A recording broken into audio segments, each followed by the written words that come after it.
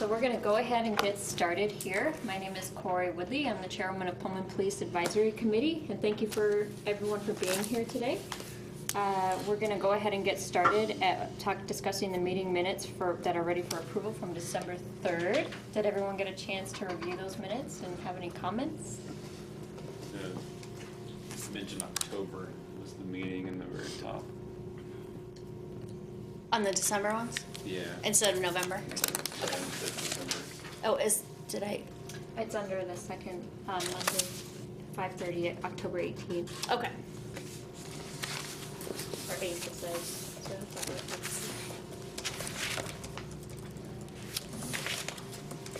So any other changes? I'm waiting for the people who would notice here.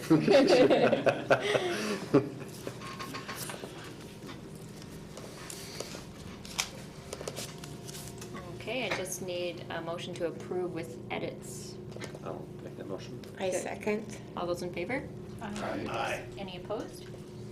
All right, great.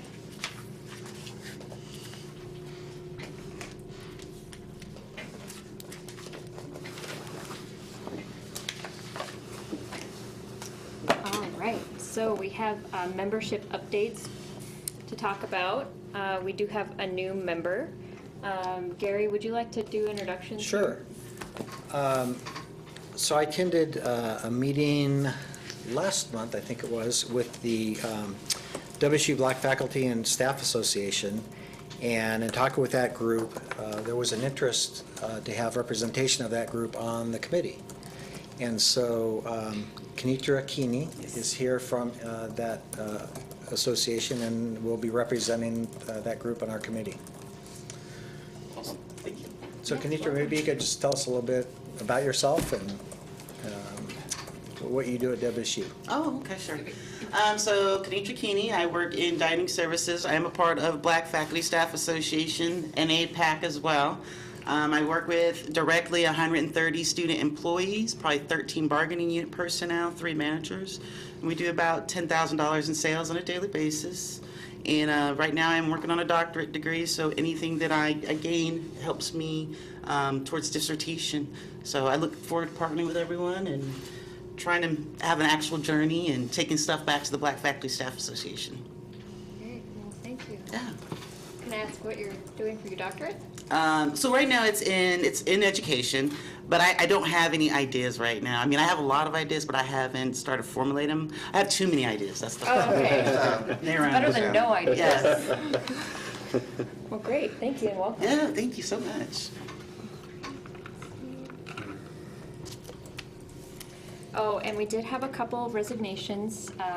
Unfortunately, we had to, Tarek was on the committee, I believe, 4 or 5 months, and was really involved in doing some of the, outreach stuff, which was exciting. Really appreciated the service. And unfortunately, Amy did have to resign as well. I believe that she is also working on her dissertation at this time, and that can be a bit of a heavy load when she's doing that, so she needed to resign for now. Let's see. And then we have a new applicant, David. So I'd like to introduce the new applicant to talk to us about, the interest in the position. We had an interview. Do you want to summarize any of that, Gary? Sure. Well, I've known Dr. Macon for probably 8 years now. When Dr. Macon was working on his doctorate degree, we started working together, and we've collaborated on a number of different research projects. So I don't want to spoil David's thunder, but I think actually it was David's wife who urged him to I wasn't going to say it. become more involved. So which is good news, because Dr. Macon does research that's on very on areas of that are very applicable to law enforcement that actually can be applied and law enforcement can learn a lot from. And so to me, his work is very exciting and really is paving the way for the future of law enforcement research. So I think he'd be a great addition to the committee.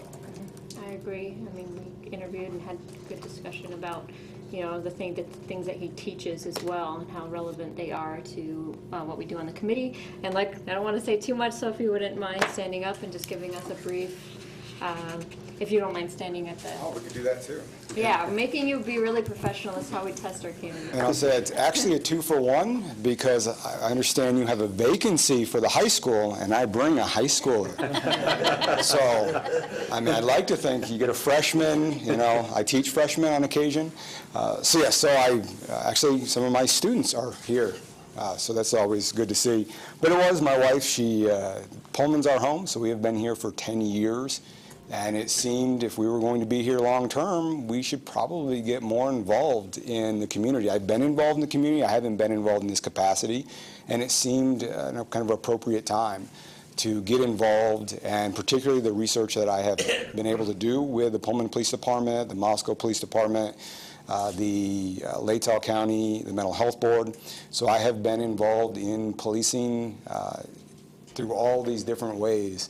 And it seems with what the board has really been involved in, it seemed an appropriate time to kind of add what I do in terms of research and teaching, and offer, in terms of my role here, would be offering a voice from the multicultural perspective. So as an African-American man, I wanted to be able to kind of have that voice, so I bring that perspective alongside as a father of a high school student and a professor who's practiced policing research for over a decade across small municipalities and very large police forces.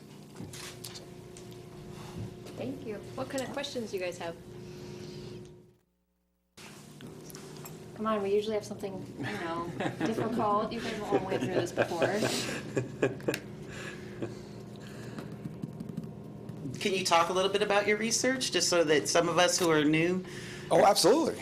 So I think most immediately we analyze, or I should say I have a lab that analyzes body-worn camera footage. So we're particularly working on projects with multiple agencies to analyze use of force, to really understand our officers de-escalating situations.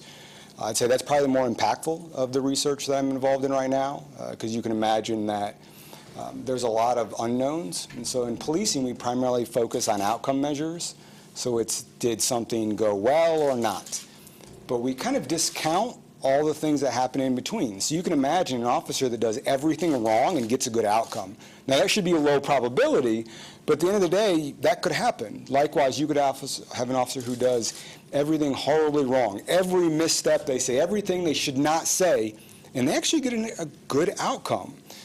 So what we've been working on in the lab is basically taking all of this footage. So we've analyzed a little over 7,000 hours of police body camera footage, and we really are looking at how officers regulate their emotional states, how they de-escalate situations, what techniques work or don't work.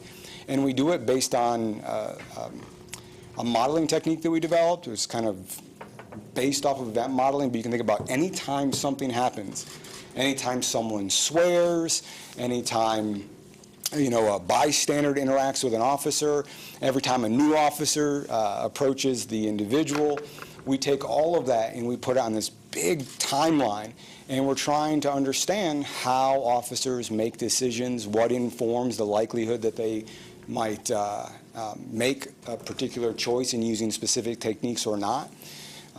So I'm very excited about it, because once we finalize this, we'd actually know what techniques work or don't work in the field.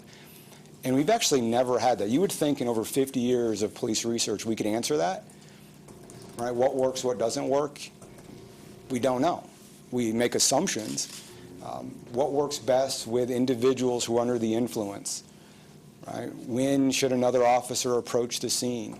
When should they maybe stay reserved and not do a lot of talking? So we've spent a lot of time thinking about how you model stress. The next iteration of all this, which I'm probably the most excited for, is we'll actually have biometric devices on officers. So we'll measure what stress looks like in the field, and then line that up with body-worn camera footage, so you could get this amazing timeline of what stress looks like, and then how that stress impacts certainly impacts the decisions they make in the field. So that's the next year is going to be extremely busy to get this finalized, but we should have the largest repository of police use of force ever across the nation, working with some really large agencies and small municipalities. And Angelo's one of my students, and Chris is one of my students, so he's actually currently involved right now, so So is this extra credit? easily extra credit. All right, well, great. Sure. I got a question. Yeah. Given you have relationships on the council or a background in general, do you foresee any challenges in participating on the council? I honestly can say no, because I've had to tell the chief when we've noticed poor practices. And I think that's what makes our working relationship so well, is that we can have those conversations over, this is what the data, because the data is what it is, and that's what I am. I'm an objective scientist, so I look at the data and I follow wherever it goes. Great. Here are no more questions. Well, actually, so do we automatically get your son in this deal, or? I feel like it almost has to be the case, though. You're going to have to interview him, too, because I want him to go through that process. Okay. I think that it almost seems fair that he has to naturally go through that. Oh, okay. Well, we'll vote on you first, so that we can, potentially have you on the interview committee. So can we just have you stand awkwardly, into the hallway? And Gary will come back out and get you after we We vote. talk about you in front of your family. All right. We should ask them. Now tell us everything about your father. This is a great opportunity.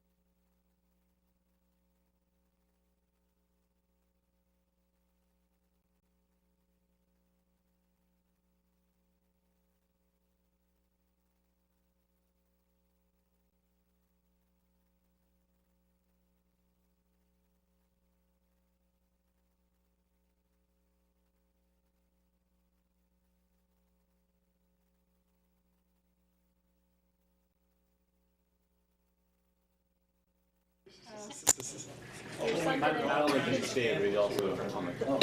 Yeah. He didn't rat you out, we asked him to, but.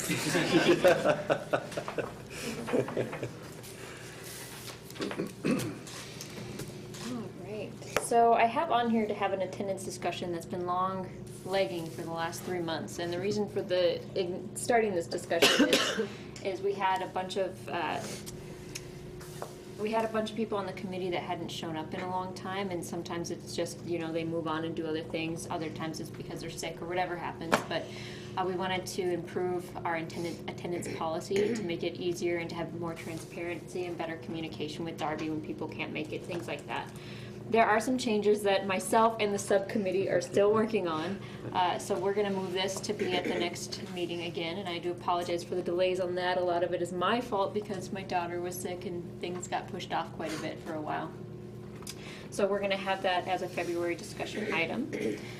As long as there are no questions on that, we're just going to move right on to the police department update. I would just say, particularly for the new members, that we just ask that if you can't attend a meeting, just send an email to Darby to let her know, and then we can put you down as an excused absence, and Yeah. just so that we know. And even if it's an emergency and you can't email ahead of time, if you Right. email Just let us know. realistically in a time manner afterward, I think that's all we really need is that bit of communication, so. If you're a computer dunce like me, I hope a phone call will do. Oh, yeah, phone call will Always work. works. We still have phones, right? Yeah, I prefer telegrams, but a phone call will work. Okay, great. So Gary Jenkins, if you could give us our police department update. All right. Oh, and was it in the email about the cancellation of the coroner tonight? I sent out an email with my agenda this morning. So we're still in hiring mode. Some of this is a repeat of last month, but there are some updates. So we are authorized a staff of 33. Holden Humphrey is our newest police officer. He graduated from the police academy January 9th, and we just did his oath of office this afternoon. We streamed it live on Facebook. You can go back and look at it if you'd like. We have another officer in the academy, Love St. Andre. He graduates March 6th. So those two officers will be filling vacancies, which will bring us to 28. We have hired 2 new officers that will be attending the February 12th Academy in Spokane. They're both females, and they have a graduation date of June 18th. So that brings us up to 30. We did have Sergeant Dan Hargraves resign back in November, and then officer that we had, Riley Harkins, had been with us a little over a year, moved with her significant other to the west side of the state, and she resigned in December. So that puts us at, we need to after the 2 females that go to the academy in February, we still need to hire 5 to reach our 33 authorized staff. So we are continually recruiting. We've been holding interviews about every 2 months for police officers. We also started a website called servepullman.com, which has information geared towards those interested in a law enforcement career to attract quality applicants to Pullman. So we have police officer interviews January 23rd and 24th, and also March 13th and 14th. Also, our code enforcement list, we started a background on an applicant on the code enforcement list to fill the 4th position, which was added by City Council this last year. That person happens to be one of our record specialists. So more than likely, she will be moved to code enforcement, and we'll have to fill a position behind her. We have another record specialist that recently was accepted into law school. So that's another record specialist position we'll need to fill. So we expired the list that we had and started a new recruitment for record specialist. We're running a recruitment for a month. In the first week, we received 32 applications. So it looks like we'll get a lot of interested applicants there. And we'll be having interviews for those positions February 21st and 22nd. In the news recently, there was an announcement of a settlement in a lawsuit alleging excessive force, which occurred in 2016, involving a person by the name of Kyle North, that occurred at the Jack in the Box on Grand Avenue. Essentially, the insurance carrier, the way these happen in a lawsuit is our insurance carrier will hire a law firm to represent them and us, and they work together to resolve the case. In this particular case, they felt that coming to a settlement out of court was the best course of action, and that would reduce any further monetary damages beyond the $500,000. So that settlement was reached for $500,000. Coming up tonight is their graduation at 7 p.m. at Pullman High School. Tomorrow night at the City Council meeting, the American Legion presents awards every year, and one of those awards is a Law Enforcement Officer of the Year, and that's not announced until that meeting, so that will happen tomorrow night. And then there are also 3 of our officers that will receive from the American Legion humanitarian awards and life-saving awards from our department for their work on a call of resuscitating someone that lived. So that's tomorrow night at 7 p.m. right here in the council chambers. That's all I have.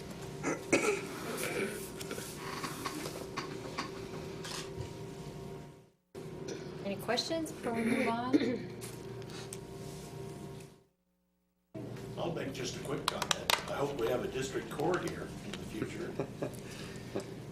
say a district court? There definitely is a lot of talk about that right now, so I know Better that. believe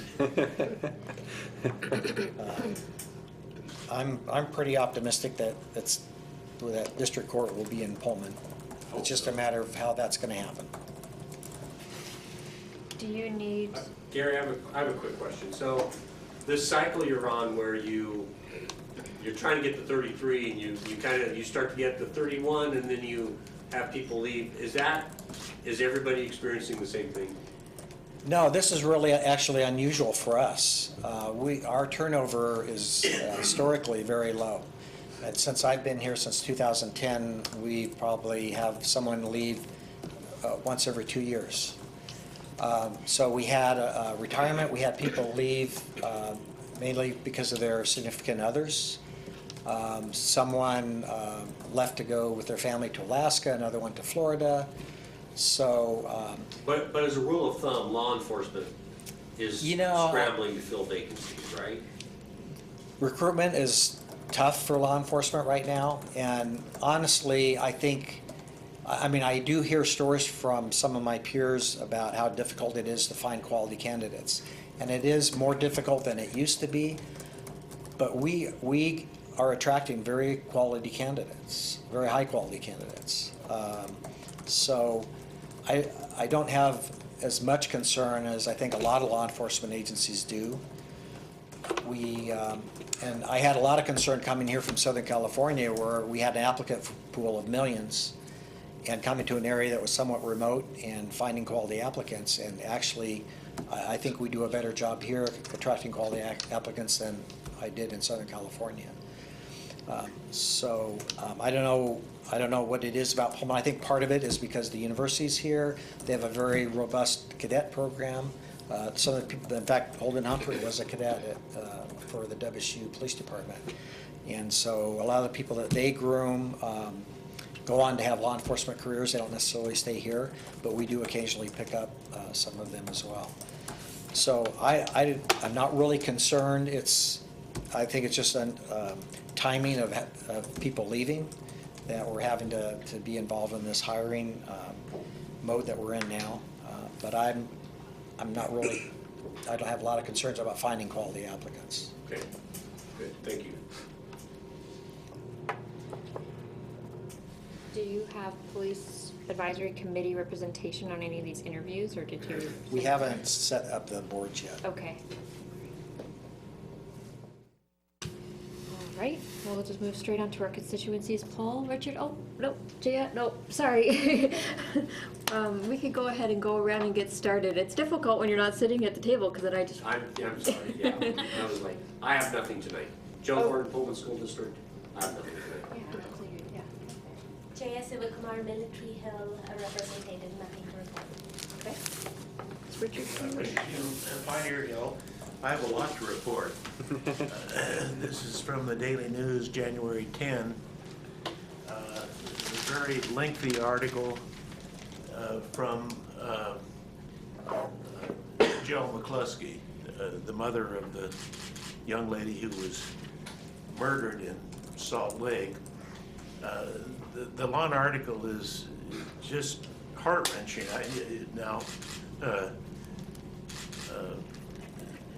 Hindsight is 20/20.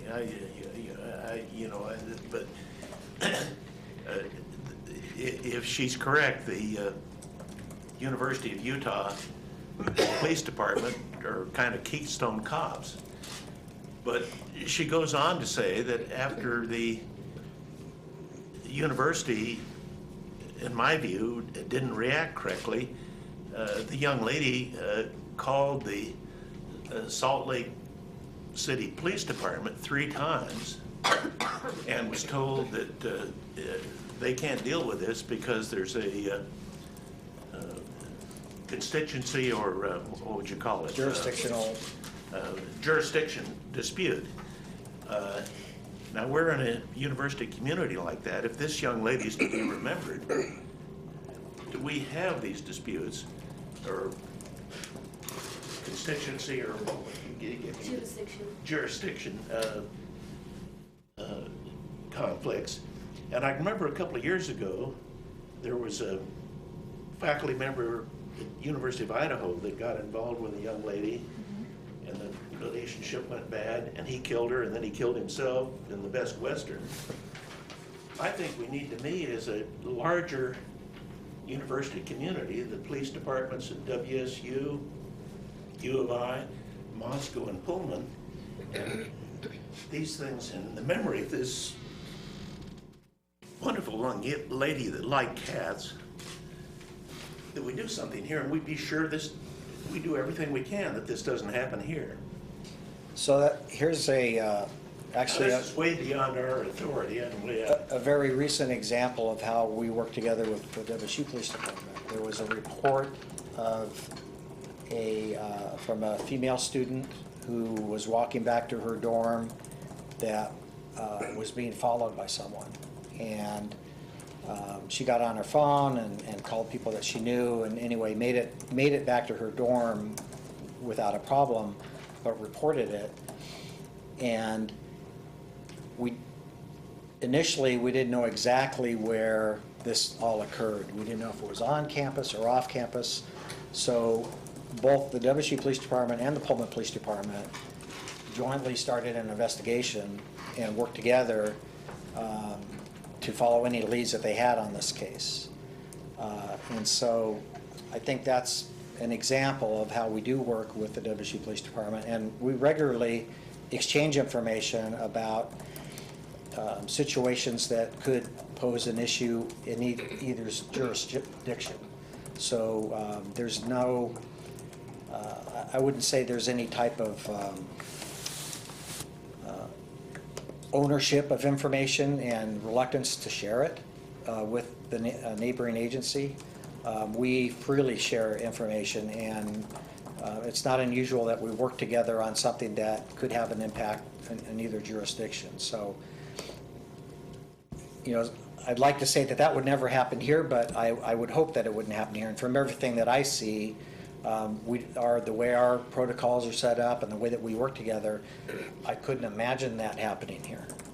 So well, that's very reassuring. I hope you're correct, and I hope we learn things here, because she grew up here. Sure. No, and there are situations that I've seen where agencies are very protective of their information and are very reluctant to share it, even with another law enforcement agency. And that is not the environment that we have here. Thank you. I am Amira Al-Bakshi. I represent the GBSA, and I have nothing to report today. Jordan Sykes, ASWSU, nothing to report. Adam Williams, Sunnyside Hill, I have nothing to report. Angie Center, WSU faculty staff alternate. We are officially in our second week of school now, and so I think that we have all students logged into Blackboard and they found their classes and the world has stopped spinning for most of us. But probably give us another week or two. If you need anything, bring us coffee and chocolate and ask nicely. Angelo Brown, multicultural. I have nothing to report. Nathan Dean, parent of a Pullman school district child, nothing to report. Kenitra Keeney, Black Faculty Staff Association. I just want to say thank you once again, and other than that, nothing to report. Thank you. Corey Woodley, technically business community, but I live on Sunnyside Hill. The only thing I really have to report is some neighbors of mine have been complaining about noise during the day from a couple of dogs and roosters that our neighbor has. So I will send in some information to you guys on that. I just talked to them this afternoon and they said, we'd like you to talk about that at the Police Advisory Committee. And one question that was brought up was vehicle noise, and if that is included in noise ordinances for like trucks that have really loud mufflers in the night, you know, driving through the neighborhood and things like that. Generally, vehicle noises are exempt, but it does depend. If somebody is working on their car and there's some repetitive noises going on from that, it could be an issue. Or a large commercial truck with a refrigeration unit making noise, those types of things. there's a possibility those could be addressed. But just general vehicle noise for vehicles traveling. Yeah. We have a neighbor that likes, what are those things called that you put on your exhaust and make extra noise? You know what I'm talking about? Yeah, We have a taking off neighbor the who muffler. put 3 of those on each of his vehicles, and they're just the loudest things. I swear, it feels like an earthquake when he drives in the night. But apparently that's not really something you can do much about, besides get a rooster payback, right? So, and maybe that's why the neighbor got a rooster. All right, and other than that, nothing else to report, so. Eric Tetzoff, business, community, nothing to report. Phyllis Dahlkop, Sunnyside Hill, and I also have nothing. Chris Santucci, WCU staff faculty. I do have one thing I meant to bring up in the December 3rd meeting, but it kind of ran a little bit longer, so we were unable to get to it. I have had several people approach me as to what is happening in the police department to help mitigate the risk of something happening again, like what happened last year with the resignation in the WC student. Is there any increased training, any different kinds of training that are involved in trying to prevent something like this happening? Well, first we looked at our policies and procedures to see if there was something we could have done in that area. And the reality of it is we did have a number of policies and procedures in place that were violated. And so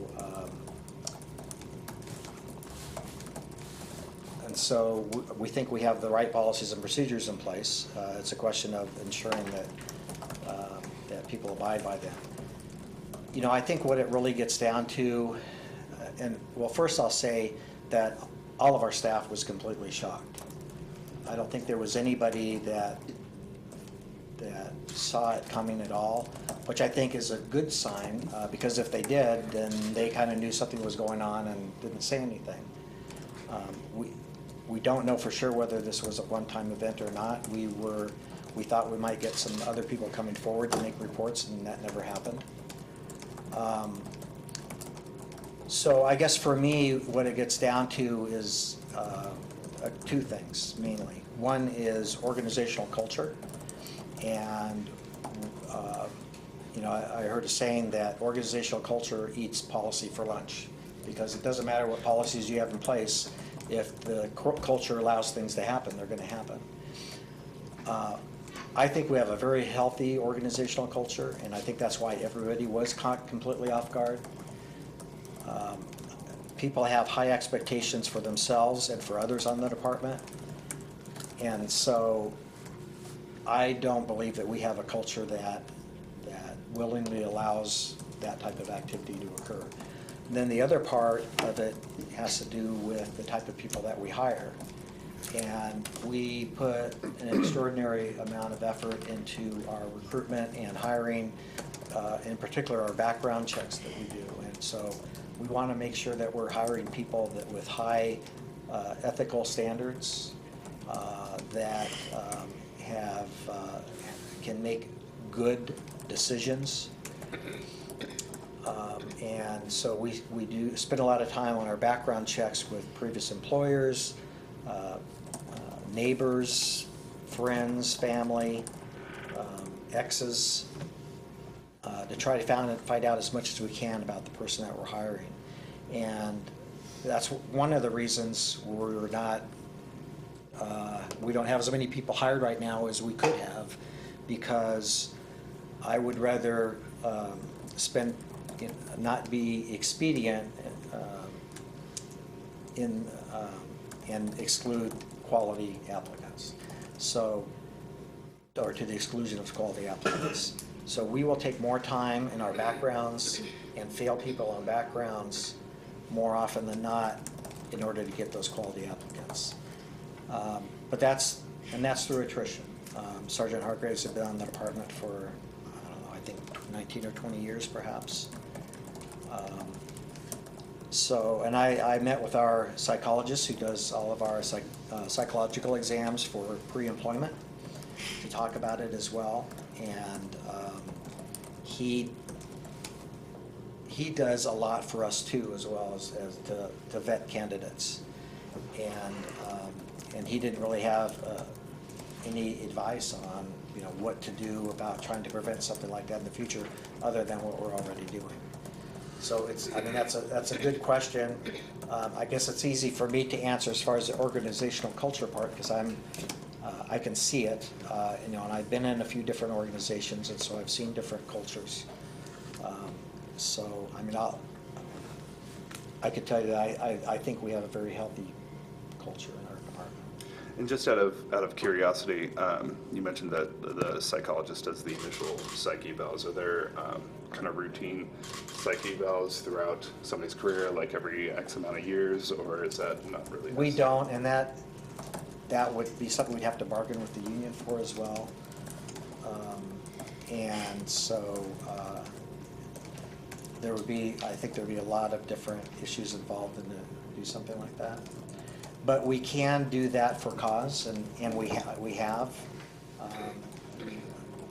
I've done that in the past. We've done a fitness for duty evaluation on someone that we felt may not be in the best mental condition to be out as a police officer. And so we do have that ability for cause. Thanks.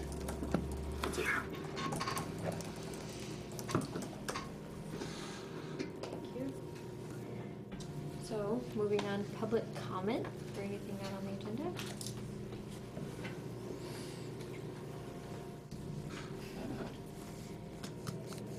Steve wanted me to keep talking about the rooster, but I'm not gonna do that to you guys.